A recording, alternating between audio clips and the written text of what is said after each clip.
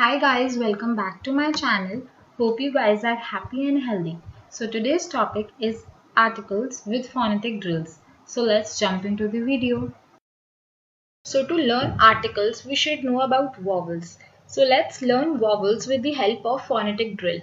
Phonetic drill is a way जिससे हमें पता चलता है कि words कैसे pronounce करते हैं या words को हम कैसे बोलते हैं. So English alphabet has 26 letters, among which 5 are vowels, which are A, E, I, O, U, and the other 21 letters are known as consonants. So basically ये जो 5 vowels है ये हिंदी में जो स्वर होते हैं उन्हीं की आवाज देते हैं. So let us now talk about these 5 vowels individually. The first one is A. A हमें ए की आवाज देता है जैसे apple, alligator. Next is E. E हमें हिंदी वाले ए की आवाज देता है like egg, enemy. Third is I. I हमें या तो आई की आवाज देता है या कभी कभी ई की आवाज देता है जैसे आइसक्रीम और ink pot. The fourth is O. O हमें ओ की आवाज देता है जैसे orange, octopus. And the last is U. U हमें अ की आवाज देता है like umbrella, urn. So basically ये जो 5 वॉवल्स है ये हिंदी के स्वरों की ही आवाज देते हैं. So let us now learn about the concept of articles. A and the. These are the only 3 words in entire English which are termed as articles. On initial levels, we learn these 3 words under the heading of articles only, but on senior levels, articles are a part of determiners. A and an. These 2 articles are known as indefinite because ये बहुत simple चीज़ों के लिए या general चीज़ों के लिए use होते हैं. As compared to the, which is called definite article because it is used for specific or unique things. So let us now talk about a and the individually. Article A उन words के आगे आता है जो words consonant sound से start होते हैं. जैसे जो वर्ड्स की स्टार्टिंग का जो फर्स्ट लेटर होता है उनकी जो वॉइस होती है या उनकी जो साउंड होती है वो कॉन्सोनेंट होती है, तब उन सभी वर्ड्स के आगे ए आता है. Let us look at some examples. First is a cat जिसमें सी क की आवाज दे रहा है which is a consonant and not a vowel, इसलिए उसके आगे ए आया है. सिमिलरली अ बुक, इसमें बी ब की आवाज दे रहा है इसलिए उसके आगे ए आया है. और अ पेंसिल, अ लैपटॉप में भी पी और एल, प और ल की आवाज दे रहे हैं इसलिए उनके आगे भी अ ही आया है. सो बेसिकली जो वर्ड्स कॉन्सोनेंट की साउंड से स्टार्ट होते हैं उन सभी वर्ड्स के आगे ए आता है. So this is not necessary कि जो वर्ड्स कॉन्सोनेंट से स्टार्ट हो रहे हैं बस उन्हीं वर्ड्स के आगे ए आएगा. बहुत सारे वर्ड्स ऐसे भी होते हैं जो वॉवल से स्टार्ट होते हैं बट स्टिल उनके आगे ए आता है. Let us look at them now. Like for example a university, इसमें यू जो है वो वॉवल है बट यू हमें य की आवाज दे रहा है. य स्वर नहीं है, य वॉवल नहीं है, इसीलिए उसके आगे हम ए लगाएंगे. जैसे अ 1 रुपी कॉइन, इसमें जो 1 है ONE, ये टेक्निकली ओ से स्टार्ट हो रहा है which is a vowel, but जब हम इसको बोलते हैं तो ये ओ व की आवाज देता है जो कि एक कॉन्सोनेंट है, इसीलिए इसके आगे भी अ ही आएगा. तो बेसिकली हमें स्पेलिंग पे ना जाके ये देखना है कि वो वर्ड्स बोले कैसे जाते हैं. और अगर उन सारे वर्ड्स की स्टार्टिंग में या फर्स्ट लेटर कॉन्सोनेंट की साउंड देंगे तो उन सभी वर्ड्स के आगे ए लगेगा, no matter the spelling, no matter कि वो वॉवल से स्टार्ट हो रहे हैं या कॉन्सोनेंट से. So let us now study about the use of an in detail. So an बस उन्हीं वर्ड्स के आगे आता है जो वर्ड्स किसी वॉवल साउंड से स्टार्ट होते हैं. आई टोल्ड यू बिफोर कि कौन कौन सी वॉवल साउंड होती है. So let's recapitulate. Vowel sound mainly 5 तरीकों की ही होती है, विच इज आ, ई, ऊ, ए, ओ।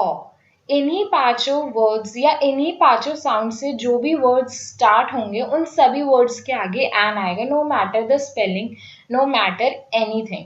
बस हमें ये देखना है कि उस वर्ड्स की स्टार्टिंग कैसे होती है। अगर इन्हीं स्वरों की आवाज से होती है तो we'll put an before these words. So let us look at some examples now.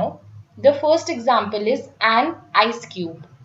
इसमें जो आइस है वो आई की आवाज दे रहा है, ठीक है, तो इसलिए इसके आगे एन आ गया। Second is an orange. Orange में जो ओ है वो ओ की आवाज दे रहा है, विच इज अ वॉवल, इसलिए उसके आगे एन आ गया। Third is an apple. इसमें जो ए है वो ए की आवाज दे रहा है, which is a vowel sound, इसलिए इसके आगे एन आ गया। And the fourth is an umbrella, जिसमें यू जो है वो अ की आवाज दे रहा है, जो अगेन एक स्वर है, इसलिए इसके आगे एन आ गया। And the last example is an eagle. इसमें जो ई है वो ई की आवाज दे रहा है, which is again a vowel sound, इसीलिए इसके आगे एन आ गया। So now again there are words in English which start with consonant but they sound like vowel. इन वर्ड्स के आगे एन आएगा, no matter the spelling, no matter हम उन्हें कैसे देखते हैं, the thing that matters is हम उन्हें कैसे बोलते हैं या सुनते हैं। So let us look at the examples now. For example the first is an honest man. अब टेक्निकली ऑनेस्ट जो है वो एच से स्टार्ट हो रहा है, which is a consonant, but अगर हम उसको बोलते हैं या प्रोनाउंस करते हैं एच साइलेंट हो जाता है। It is not honest, it is honest, जिसमें ओ की आवाज इलेबोरेट हो रही है, इसी which is a vowel, O is a vowel, तो दैट इज द रीजन उसके आगे एन आएगा। Second example is an MBA। And MBA में एम को हम as an English letter M as a consonant नहीं देखेंगे, एम को हम ए आवाज से डोनेट कर रहे हैं या ए आवाज से स्टार्ट कर रहे हैं, ये देखेंगे। ए इज अगेन अ स्वर, it's a vowel, that is the reason उसके आगे एन आया है। So basically we need to concentrate on the way they are pronounced और the way the words are spoken rather than the spellings of the words. I hope I'm clear. So guys, we just learned about the dissimilarities between these articles a and an. Now let us see the similarities between them. So या तो हम a और an तब use करेंगे जब हम singular चीज के बारे में बात कर रहे हैं, मतलब जब we are saying एक apple, we'll use an apple. Why? Yes, you are right, because apple starts with a, which is a vowel, and vowels के साथ हम an लगाते हैं. Now, if we say my brother is playing with a ball, तो we'll use a before ball because b is not a vowel, it is a consonant.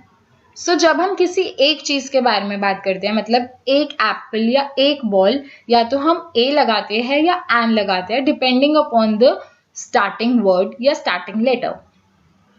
Second pointer is when we talk about things for the very first time, मतलब इस sentence से पहले या इस बात से पहले मैंने उस चीज को कभी मेंशन नहीं करा. Like if I say there is a park near my house, तो I use a before park. Why do you know the answer? Yes, you are right, will use a before park because हमने कभी इससे पहले उस park की बात नहीं करी, हम बहुत ही फर्स्ट टाइम उसकी बात कर रहे हैं, इसलिए विल यूज अ.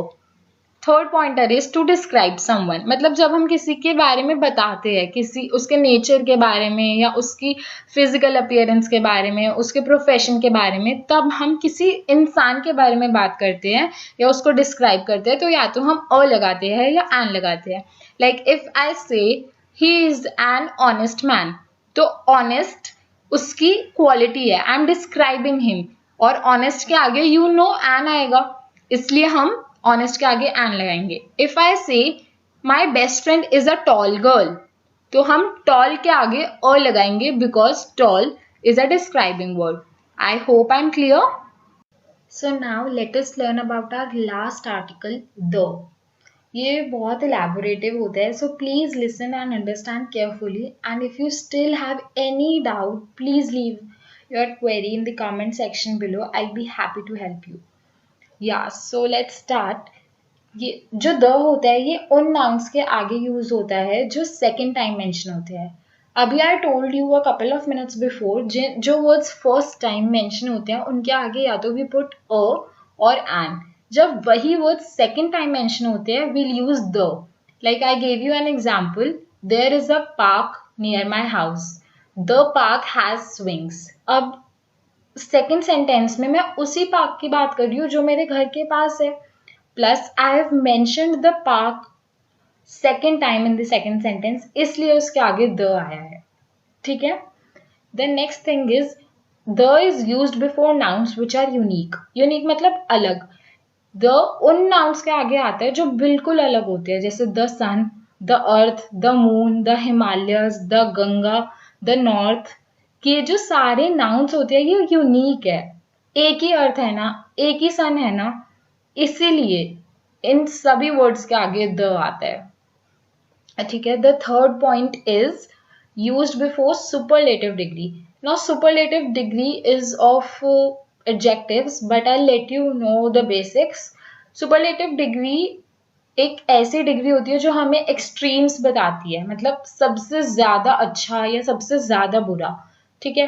मतलब बेस्ट, स्वीटेस्ट, वर्स्ट, ये सारे वर्ड्स सुपरलेटिव डिग्री के होते हैं. देखो मैं बताती हूँ कि मतलब सुपरलेटिव डिग्री के जो वर्ड्स होते हैं ना वो 99% केसेस में टी से एंड होते हैं. तो जब भी कोई वर्ड टी से एंड हो समझ जाना that is a word of superlative degree. ठीक है. सो जैसे mango is the sweetest fruit. Sweetest is a superlative degree, extreme है ना, सबसे ज्यादा स्वीट होते हैं मैंगो, तो इसीलिए mango is the sweetest fruit में स्वीटेस्ट के आगे द आया है, बिकॉज स्वीटेस्ट हमारी सुपरलेटिव डिग्री हो गई. Okay. Ordinal numbers are the numbers जैसे first, third, fourth, fifth, 100th. ठीक है. जो ऐसे नंबर्स हम किसी सेंटेंस में यूज करते हैं उनके आगे द आता है. जैसे Kiran Bedi was the first IPS officer. ठीक है. एंड द लास्ट इज जब हम किसी पूरी चीज में से किसी एक चीज को या एक ग्रुप को मेंशन करते हैं उस मेंशनिंग के आगे भी द आता है. जैसे जितने भी लोग काम करते हैं उन सब में से प्रोफेशनल्स बहुत हार्ड वर्किंग होते हैं. तो हम सब वर्किंग लोगों में से ही बात कर रहे हैं ना, प्रोफेशनल्स की. हम पूरे ग्रुप में से हम पूरी प्रोफेशनल्स के ग्रुप को उठा रहे हैं लोगों में से, राइट. तो इसीलिए प्रोफेशनल्स के आगे द आया है. अब हम सेकेंड सेंटेंस देखते हैं. The mango is the tastiest fruit. अब हम सारे फ्रूट्स में से बस मैंगो के ग्रुप को उठा रहे हैं, राइट. इसीलिए मैंगो के आगे द आया है. और टेस्टीएस्ट के आगे द क्यों आया है? You know the answer, because tastiest is again a superlative degree. ठीक है. तो इसीलिए इन सारे वर्ड्स के आगे द आया है. If you still have any doubts, I know it is a lot to accumulate, but I know you can do it and I'm sure you'll do it. So guys, this is the final table summary of what I've taught you in the past couple of minutes. If you still have any doubts regarding countable or uncountable nouns, you can check my nouns video. I'll drop the link in the description box. And if you still have any question regarding articles, don't forget to mention the query in the comment section below. And I hope I was not too fast in the video. So that's it guys. Please like, share and subscribe to the channel. Thank you.